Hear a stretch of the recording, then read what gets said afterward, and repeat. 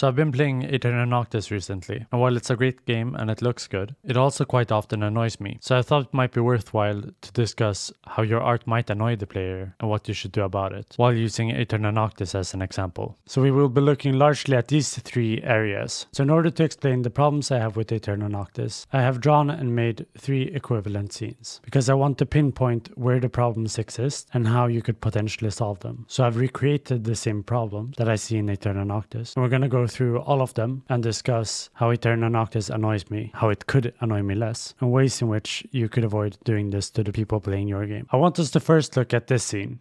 It looks really cool, but playing it is less nice. There's so much here that competes for attention, and I believe you could make this scene look similarly cool, but play significantly better. So we are going to make this scene, which has the same issues, and try and resolve those issues whilst maintaining a good looking scene. So let's look at the first issue with this area, contrast. I mentioned this over and over again in my videos, but your eyes are naturally drawn to contrast.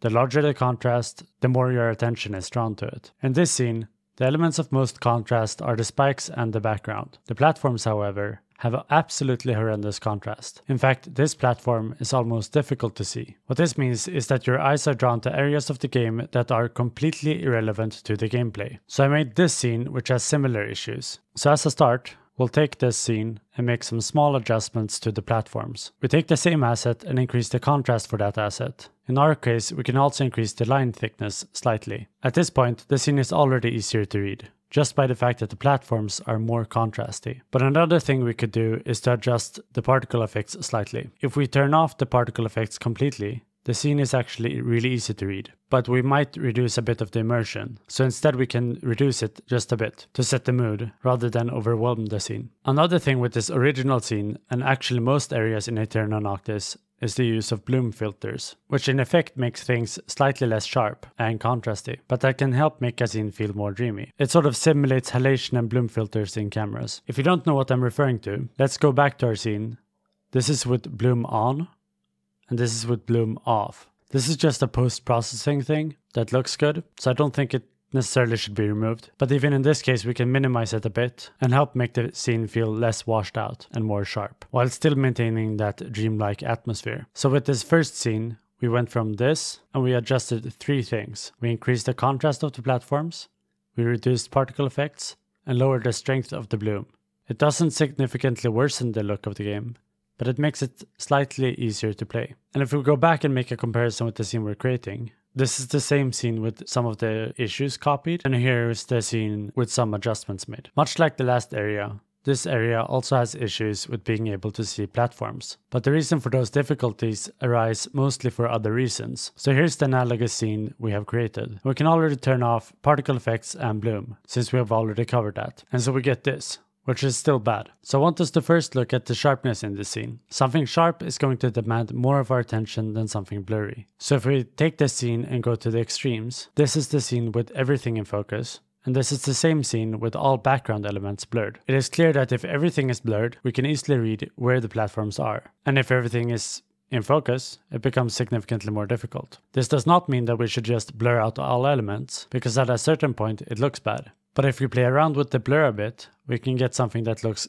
quite good, but also feels more playable. I'm talking about blur here because even though this original scene does apply some blur, it only does so for the extreme background elements. I think it's totally valid to not use blur to increase readability overall, so let's start by improving the readability from another angle. I want us to go back to discussing the contrast a bit, but here this issue is different from the previous scene. If we make this scene black and white and just try and identify the areas of highest contrast, they are in part on the spikes, but also on the background elements, whereas the platforms have this washed out gray tone with low contrast. We also have this situation wherein the placement of assets make things even worse. Look at this platform. The tone is almost the same, so it blends in really well with the background. If we just had a lighter element behind the platform, we would see it significantly better. So in our analogous scene, I placed this darker root behind the platform, which makes the platform blend in, but if I just shift the root slightly to the left, the platform stands out. And this is something that I think they should have tried as much as possible in this area. Take all the background elements that are either really dark or really light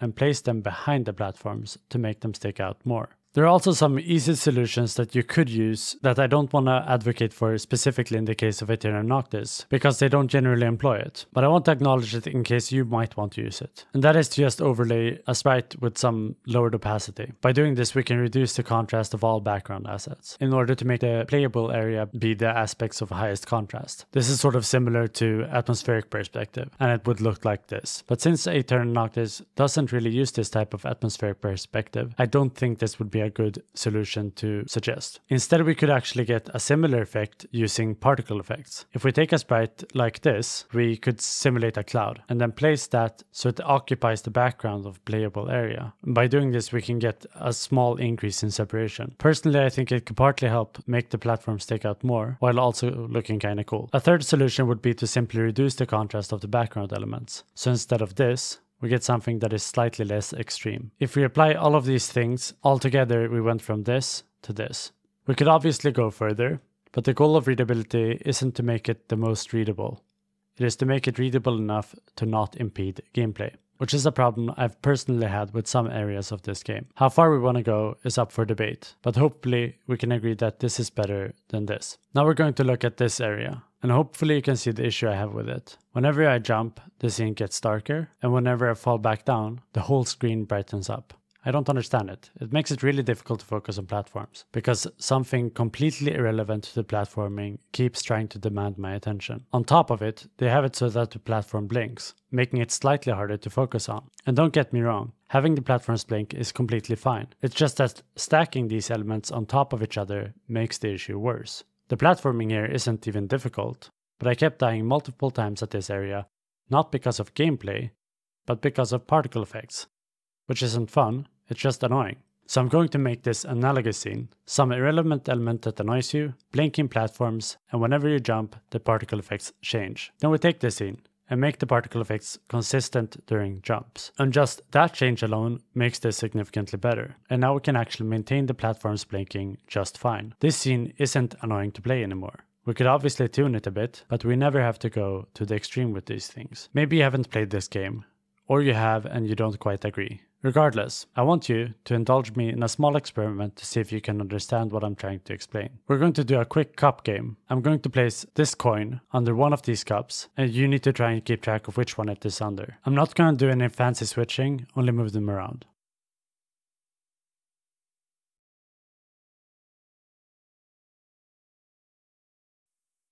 Okay, now you can guess where the coin is, and it's here, and it shouldn't be too difficult to follow. Now I'm going to add distracting elements, but all the distracting elements are going to be kept consistent throughout. Boom, boom, boom, boom, boom, boom, boom, boom, boom, boom, boom, boom, boom, boom. Okay, where's the coin? This should have been moderately easy, but now I want to add distracting elements without a clear pattern. Ready? Okay. Hopefully you can feel now that it's already becoming significantly more tricky tuning out. Even me speaking at the moment is probably disturbing you. Not to mention the two blinking dots. Okay, where's the coin? Maybe you still managed to see where it was, but hopefully you see that this type of application of effects, where they aren't predictable, makes it significantly harder to tune out. Generally, the second scenario with a moderately predictable pattern is the type of particle effects application I think we should try and maintain in our game. If we look at this area in Aeterna Noctis, it wouldn't even look worse if these small changes were made. It would just play better, and that is my main criticism. There was this boss fight quite early on, which wasn't that egregious, but it definitely kept tripping me up. Whenever it entered this stage, you had these particle effects with the same color as the damaging object, and they consistently overlapped, so it felt like I had to ultra focus on them instead of going with the flow of the fight. I can still do it, the boss wasn't too hard, but it just felt straining to play. Overall, I don't think this is a significant problem with the game. It is a really awesome game overall.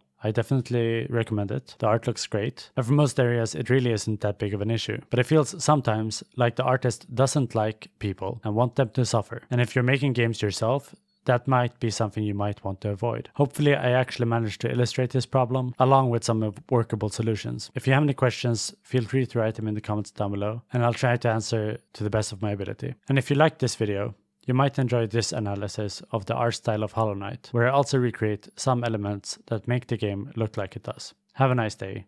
Bye.